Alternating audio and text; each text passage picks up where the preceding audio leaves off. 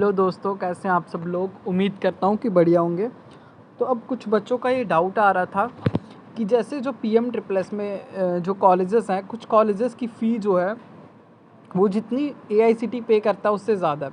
For example कि कुछ colleges जो हैं जैसे प्रोफेशनल डिग्री के लिए पीएम ट्रिपल एस जो है वो उनको 1,25,000 1,25,000 रुपया जो है वो देता है कॉलेज वालों को। पर कुछ कॉलेजेस की फ़ीस जो है वो 1,50,000 है, 1,80,000 है। तो बच्चों का ये बहुत डाउट आ रहा है कि क्या बाकी की जो फ़ीस है वो उन्हें खुद पे करनी होगी। तो इसका आंसर ये है कि वो उनको खुद पे नहीं करनी है। इसका आंसर देखो, जब आप किसी कॉलेज की फ़ी डिटेल्स को चेक करते हो अपने पोर्टल पे, ऐसे एक इंटरफेस आपको खुल के आता है जैसा आपकी स्क्रीन पे दिख रहा है, ऐसा आपको देखने को मिलेगा। जैसे कि इस कॉलेज की फ़ी जो है वो तो सिर्फ 30,000 है, 30,000 है। बट कुछ कॉलेजेस की यहाँ पर ज़्यादा दिखाएगा।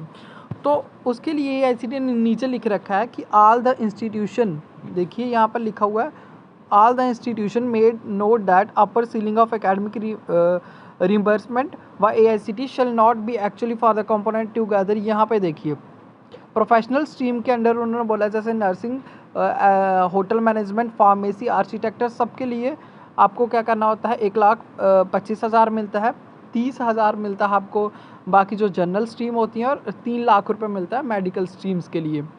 इवन इफ़ द इंस्टीट्यूशन, ये मेन बात है, even if the institution hostel fees more than ceiling neither AICTE shall reimburse extra amount nor institute can charge to the student. देखो, अगर इससे ज़्यादा फीस हो जाती है, जैसे 1,25,000 इससे ज़्यादा फीस हो जाती है, तो ना वो स्टूडेंट्स को पे करनी होती है, ना वो एआईसीटी देगा, वो आपको पे नहीं करनी है, ना ही वो एआईसीटी, जितनी एआईसीटी उतनी ही पे करेगा। ठीक है, ना ही वो कॉलेज वाले आपसे क्लेम कर सकते हैं, ना ही वो आपसे मांग सकते हैं।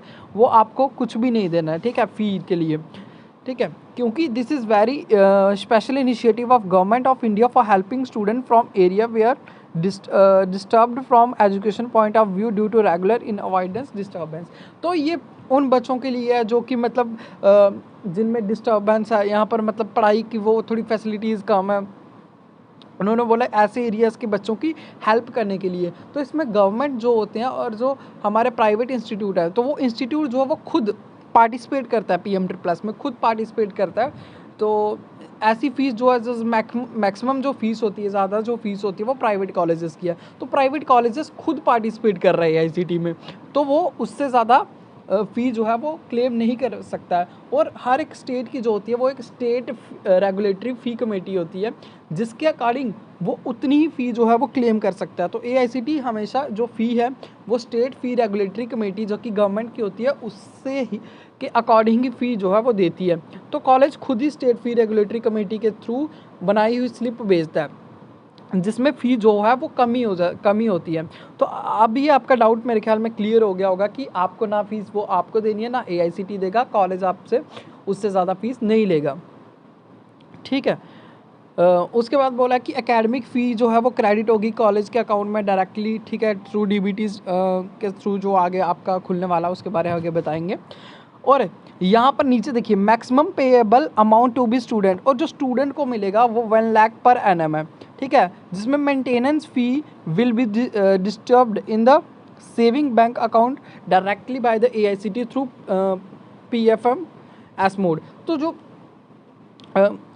1 लाख रुपया जो होगा, 1 लाख रुपए की जो आपकी मेंटेनेंस फ़ी होती है पर सेमेस्टर, जो आपको 50,000 मिलता है, तो वो जो है वो डायरेक्टली स्टूडेंट के अकाउंट में आएगा, वो डायरेक्टली स्टूडेंट के अकाउंट में आएगा। तो अब यहाँ पर देखना, इनकेस इंस्टीट्यूट की हॉस्टल और मेस चार्जेस जो हैं वो अगर हाइयर होते हैं, ठीक है, अगर 1 लाख से भी ज़्यादा है, तो वो फिर स्टूडेंट्स को खुद पे करने होते हैं उसमें एआईसीटी। जैसे मान लो आपने कोई कॉलेज ले लिया जहाँ पर हॉस्टल फ़ी जो है वो आपकी 1 लाख के अराउंड है, 1,20,000, 30,000, 40,000, 50,000, 1,50,000 है। 1 लाख तो आपको एआईसीटी की तरफ से मिल जाएगा, बट जो बाकी 50,000 है मेंटेनेंस का, हॉस्टल का जो है वो आपको खुद पे करना पड़ेगा। एकेडमिक फ़ी आपको खुद पे नहीं करनी होती है। होप आपका ये डाउट क्लियर हो गया होगा।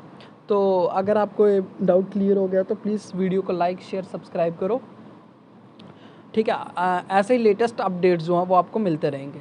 Okay, thank you.